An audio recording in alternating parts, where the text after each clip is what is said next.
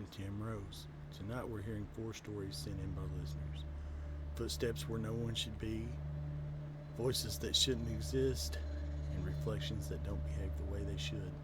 Stay with me.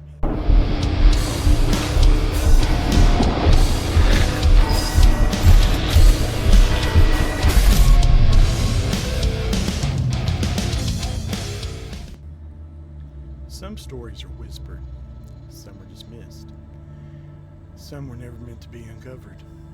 To all the spirits watching tonight, welcome. I'm Tim Rose. This is Hashtag Paranormal. Tonight's stories were sent in by listeners. 4 real experiences that make you question how thin the line really is between normal and something else. Let's begin.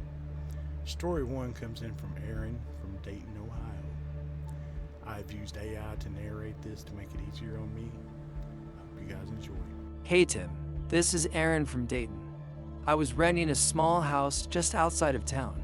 Single floor, no basement, no upstairs.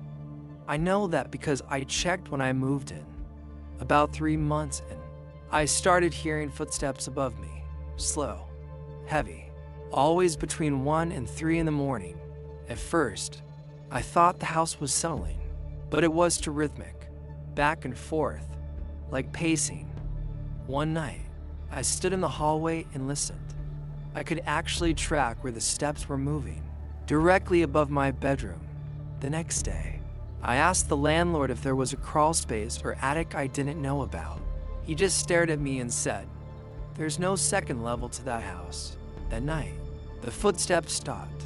Instead, I heard something standing outside my bedroom door, breathing. Okay, yeah. Footsteps above you in a house with no upstairs is already bad enough. The moment it changes after you ask about it, and then the breathing outside of the door, that's not random. That's close. Hi Tim, my name's Melissa. When my daughter was born, we used a basic audio baby monitor. No camera, just sound. One night, around 2 in the morning, I heard someone humming through the monitor, slow and soft. I assumed it was my wife and went back to sleep. The next morning, she asked why I'd been in the nursery so late. I told her I hadn't been. That night, we stayed awake together. Around 1:47 a.m., the monitor clicked on by itself, and a woman's voice said, "She's finally sleeping." Neither of us had moved. We unplugged the monitor and threw it away the next morning. But sometimes when the house is quiet, my wife still hears that humming. Listen, baby monitor is supposed to make you feel safe. So when it becomes the thing that tells you someone's there, that's invasive. That's lying. She's finally sleeping. That's awareness. I don't know if it's the way I would have done the exact same thing. Next, we got Daniel from Spokane, Washington. Tim, this is Daniel from Spokane. I was brushing my teeth one morning when I looked up and saw a man standing behind me in the mirror, tall, older, wearing something dark. I spun around. No one was there. I looked back at the mirror, and he was still there. This time, he leaned closer. I closed my eyes and counted to 10. When I opened them again, the mirror showed just me. But ever since then, in reflections mirrors, windows, even phone screens, I feel like there's a delay. Like my reflection is waiting for something.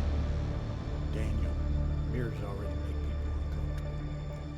But when something in the reflection doesn't move when you do, that sticks with you. That delay he talks about, yeah, I wouldn't look at mirrors the same way either.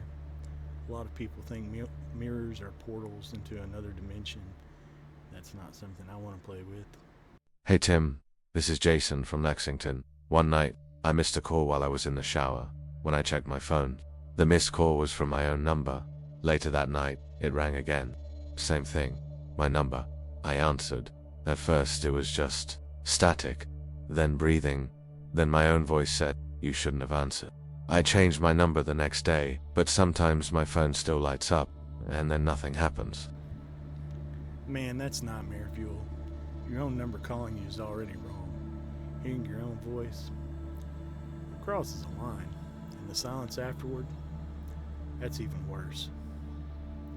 Thank you for listening tonight, spirits. These stories remind us the world isn't always as solid as we think it is. If you've experienced something you can't explain, send it in. Your story matters. Until next time, stay aware, stay curious. This has been Hashtag Paranormal. Good night.